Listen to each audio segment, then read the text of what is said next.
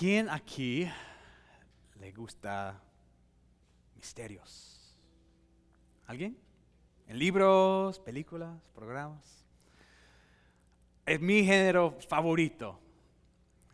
De libros, de películas. ¿Quién fue el asesino? ¿Cómo el equipo de ladrones robaron los diamantes? ¿Dónde está el tesoro? Me encanta misterios, y cuando veo una película que es un misterio, me encanta como la paso por paso revelación del misterio, y me gusta adivinar quién lo hizo. También en la vida hay misterios, como cómo construyeron las pirámides, o cómo es que una oruga se transforma a una mariposa dentro del capullo. ¿Cómo es? Otro misterio. ¿A dónde va todo el dinero que doy al HOA? Misterio. Nadie sabe. Lo feliz, lo sorprendente es la revelación del misterio. El apóstol Pablo, hoy en nuestra lectura, va a usar esta palabra, misterio, porque él tuvo la oportunidad, el privilegio de revelar un misterio a los creyentes. En la Biblia, al principio, a Adán y Eva, ¿Dios dio toda la Biblia a ellos? No. A través de la historia de la Biblia, Dios revela su voluntad, quién es, su plan de salvación. Y aquí, en ese libro, el libro de Efesios, el apóstol Pablo habla de su trabajo de revelar un misterio. Es ese misterio que estudiamos hoy. Vamos a empezar con los primeros versículos de capítulo 3 de Efesios. Por esta razón yo, Pablo, prisionero de Cristo Jesús, se llama así no porque sienta como esclavo a Dios, sí, pero estaba de verdad un prisionero, encarcelado en ese momento, cuando está escribiendo esta carta, está en el cárcel. ¿Okay? Prisionero de Cristo Jesús, por el bien de ustedes los gentiles, me arrodillo en oración. Sin duda, se han enterado del plan de la gracia de Dios que Él me encomendó para ustedes. Es decir, el misterio que me dio a conocer por revelación, como ya les escribí brevemente. Al leer esto podrán darse cuenta de que comprendo el misterio de Cristo. Ese misterio que en otras generaciones no se les dio a conocer a los seres humanos, ahora se les ha revelado por el Espíritu a los santos apóstoles y profetas de Dios. El apóstol Pablo dice que va a revelar un misterio. Dos cosas importantes. Primero, es un misterio que se trata ¿de qué? De Cristo. Y también es un misterio que no fue revelado a los que estaban en el pasado. Es algo que fue siempre parte del plan de Dios, pero hasta este momento Dios no lo había revelado, hasta que Él lo revela. Entonces, ¿qué es el misterio? Pues seguimos leyendo. Es decir, que los gentiles son, junto con Israel, beneficiarios de la misma herencia, miembros de un mismo cuerpo y participantes igualmente de la promesa en Cristo Jesús mediante el Evangelio. El misterio es que los gentiles y los judíos son parte del mismo cuerpo, reciben la misma promesa, la misma salvación, que para los judíos y los gentiles hay un Salvador, una manera de ser salvo.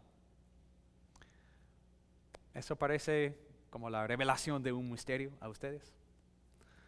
Probablemente no. Para nosotros, pues tenemos una perspectiva distinta. Tenemos toda la Biblia algo que ellos no tenían. Tenemos la perspectiva en que podemos ver las promesas del Antiguo Testamento y cómo Dios los cumplió. Las reglas del Antiguo Testamento para los judíos y cómo ellos prepararon la gente para su Salvador. Pero para ellos, imagínate como un judío antes de la muerte y resurrección de Cristo. Si fueras un judío, pues supieras que Dios había prometido a tu familia, a los judíos, una promesa especial. También que Dios había dado reglas especiales para los judíos, para separar los judíos de los incrédulos, de los gentiles. Ciertas reglas sobre la adoración, lo que podían comer, del sábado. ¿Okay? Dios había dado a los judíos estas reglas para separarse de los otros, para mantenerlos como aparte del pecado. Si fueras un judío, pues supieran esta promesa en Génesis.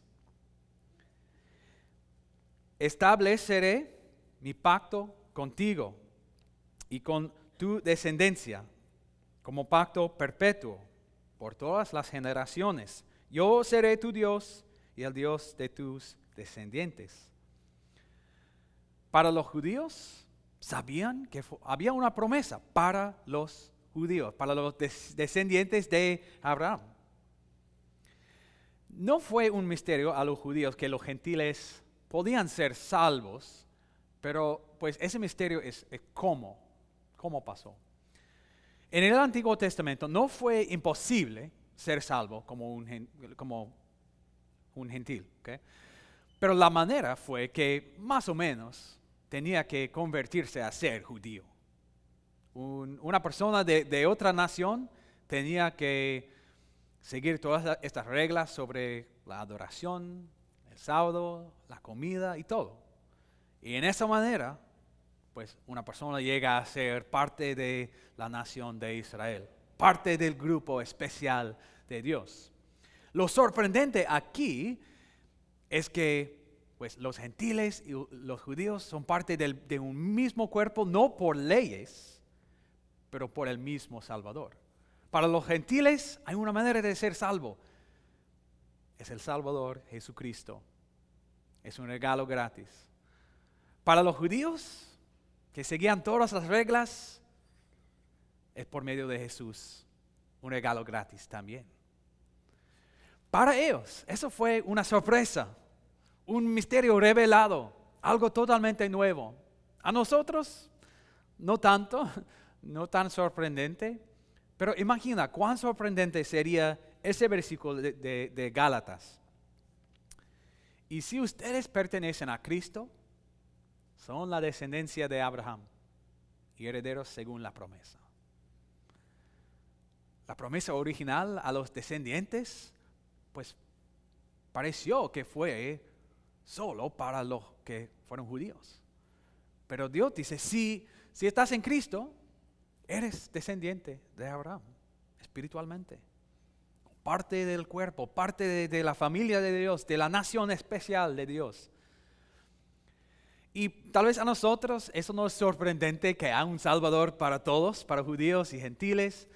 ¿Por qué eso nos importa? ¿Es solamente una lección bíblica? ¿Es una historia bíblica? ¿Es contexto bíblico? Sí, es importante cuando lees la Biblia entender el contexto, especialmente en el Nuevo Testamento, el contexto de la iglesia, en los judíos y los gentiles y cómo llegaron a ser un mismo cuerpo. Pero la aplicación para nosotros es casi el mismo. Que hay una manera de ser salvo. No es por la ley, es por el Evangelio, es por Jesús. Para todos. Probablemente los judíos pensaban, pues sabemos que es para nosotros, pero para otros, no sé. Hay una tentación para nosotros a pensar que hay ciertos grupos, ciertas personas. Y la salvación no es para él, no es para ella. Alguien, un drogadicto. Si un drogadicto será salvo, será por Jesucristo. Si alguien que ha tenido 20 años en el cárcel y pasará el resto de su vida allá por lo que ha hecho, será salvo por Cristo, como un regalo gratis.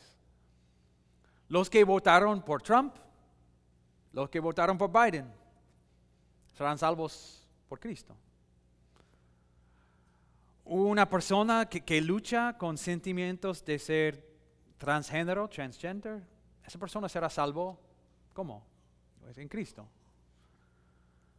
La persona en su comunidad que parece que está muy, muy enfocado en lo externo, en el dinero, en su negocio, será salvo en Cristo como un regalo gratis.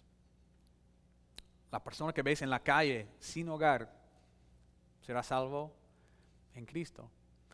El miembro fiel de esta congregación que ayuda con muchas cosas será salvo en Cristo.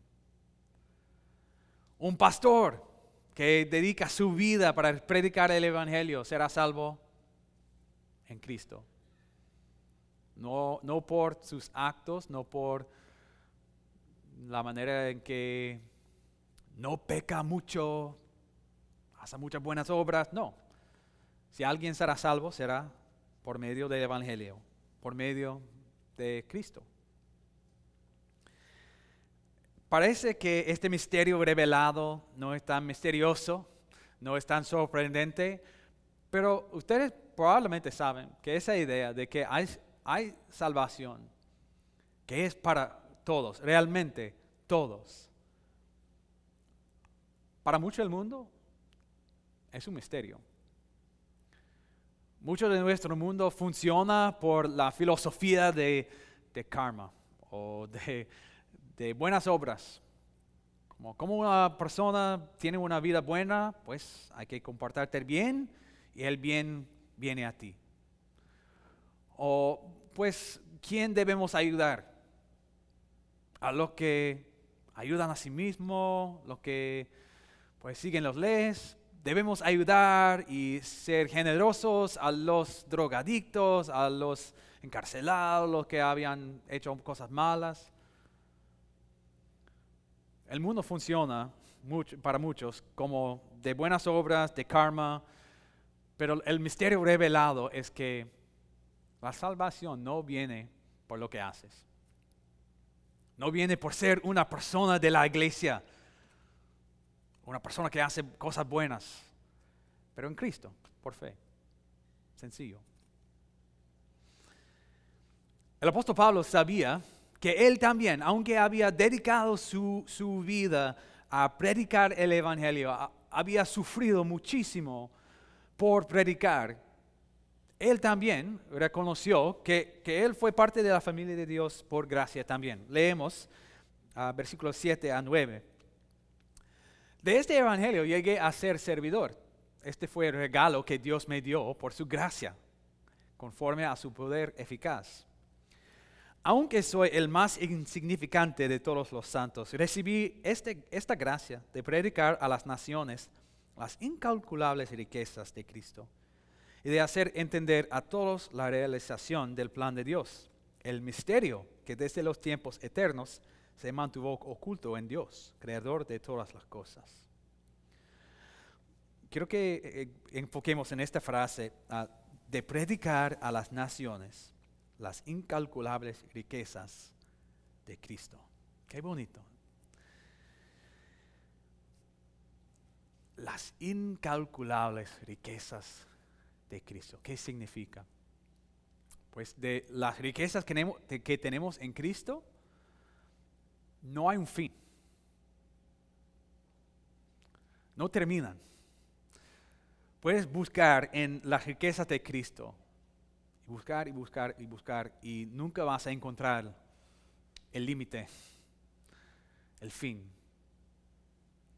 Puedes estudiar, estudiar y estudiar sobre Cristo y nunca vas a decir, pues tengo todo. Siempre hay más. Siempre hay más. Riquezas incalculables.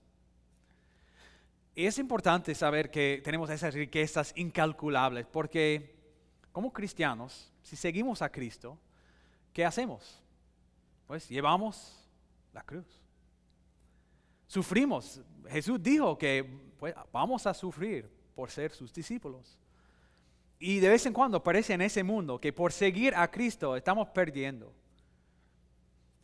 dinero, influencia, entretenimiento, lo que sea. De vez en cuando parece que estoy perdiendo algo por seguir a Cristo. Pero tenemos que reconocer que en Cristo tenemos riquezas incalculables. Hay un límite del dinero que puedo ganar. ¿Sí? Hay un límite del relajar o del entretenimiento.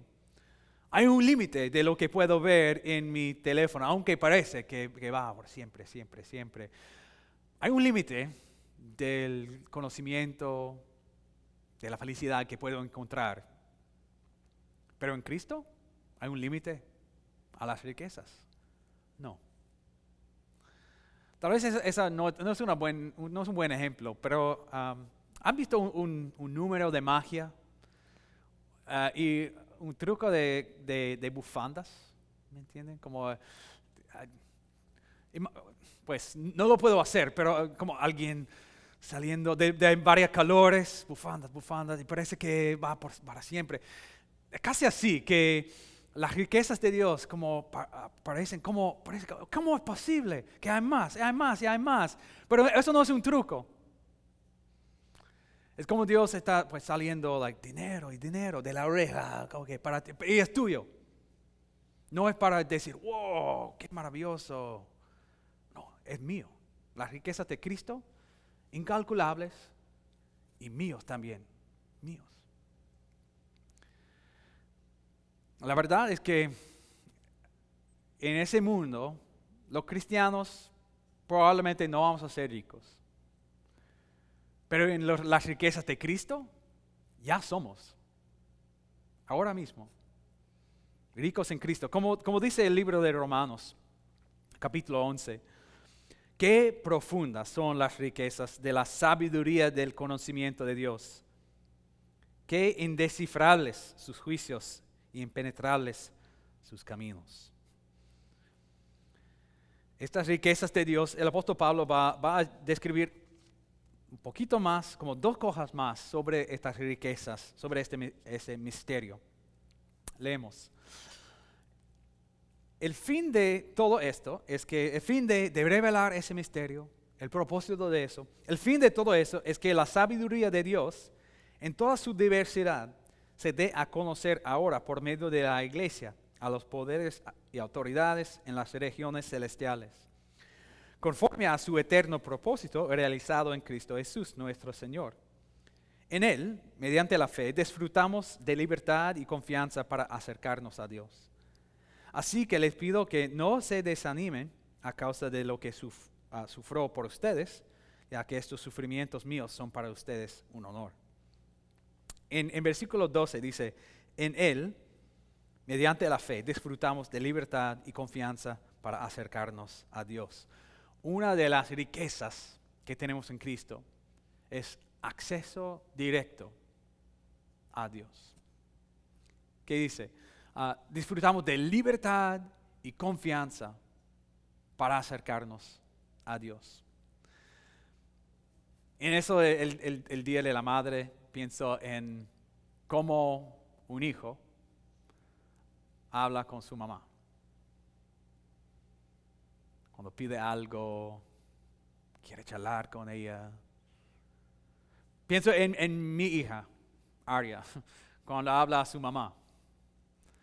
No hay pretensión, no tiene miedo de interrumpir nada.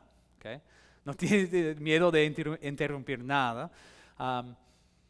De cualquier cosa que necesita, va directamente a su mamá, sin temor, con confianza. porque sabe que su mamá le ama. Podemos orar a Dios así, no por medio de un santo, no por medio del Virgen María, pero directamente a Dios, directamente a Él, porque Él nos escucha. ¿Cómo podría ser que yo, un sencillo ser humano, cómo podría ser que yo, un pecador, podría hablar directamente a Dios? Pues por medio de Cristo, que ha quitado todos mis pecados. Porque soy parte de la familia de Dios. Dios es mi Padre. ¿Puedo ir a Él sin temor? No tengo que traer un regalo a Él, pero como un hijo a su mamá, con confianza, puedo ir a Dios. En oración, para cualquier cosa, no hay nada demasiado pequeño. Tenemos acceso directo a Dios. Y eso no depende de, pues, cómo está mi día hoy, mi pecado hoy o mañana, es bueno o malo. No, porque ese regalo no viene por lo que yo hago, pero por lo que Jesús hizo por mí. Entonces no depende de mi comportamiento. Estas son las riquezas que tengo en Cristo. Lo veo del Evangelio, que la salvación, acceso a Dios es un regalo gratis. También en esos versículos, dijo eso en versículo 10. El fin de todo eso es que la sabiduría de Dios en toda su diversidad se dé a conocer ahora por medio de la iglesia a los poderes y autoridades en las regiones celestiales. Ok, eso es bien interesante, ok. Que la sabiduría de Dios en toda su diversidad, la palabra en griego es como lo escribí, es como multifacético, okay, multifacético, complejo, un diseño complejo. La sabiduría de Dios no es sencillo, es complejo, la más que buscas, la más que encuentres. Okay. Y que esta sabiduría de Dios, en todo su, momentito, sí. La sabiduría de Dios en toda su diversidad se dé a conocer ahora por medio de la iglesia, nosotros, se dé a conocer a los poderes y autoridades en las regiones celestiales. ¿Quiénes son estas? Los ángeles. Los poderes y autoridades en las regiones celestiales son los ángeles. Entonces Dios está, mira esto, Dios está revelando y mostrando la diversidad de su sabiduría a los ángeles por medio de la iglesia.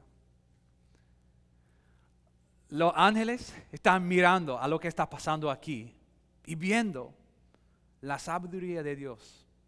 No por nuestra fidelidad, no por la calidad de la música, no por nuestro servicio, pero por ver qué Dios está haciendo aquí por medio del Evangelio. Que Dios trae de varios lugares, de varios pasados, de varias personas. Pues Dios nos une en un solo cuerpo. Una persona que no merece nada de Dios. Alguien que tiene un pasado de mucho pecado. Personas que están enfocados en sí mismos todo el tiempo. Dios, en su sabiduría, está cambiando a estas personas. En vez de ser tan enfocados en sí mismo, ahora están enfocados en otros. ¿Recuerden el tema que les dije al principio del sermón o para el principio del servicio? Poniendo sonrisas en los rostros de los ángeles. ¿Qué significa?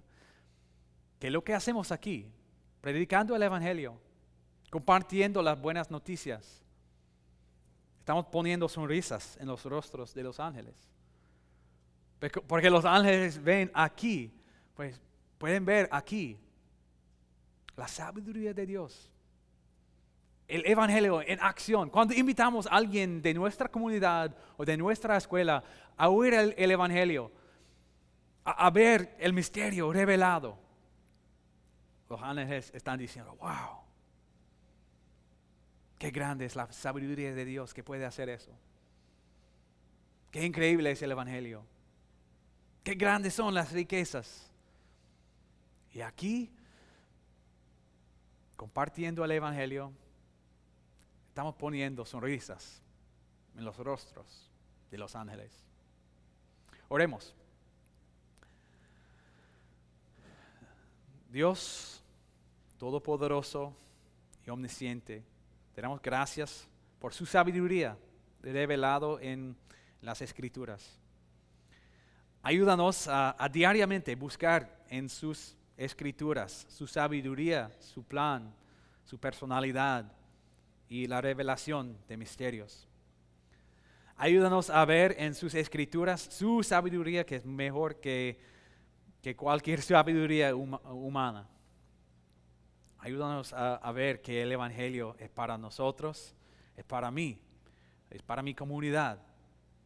Un Salvador que salva por medio del Evangelio, no por medio de mis obras.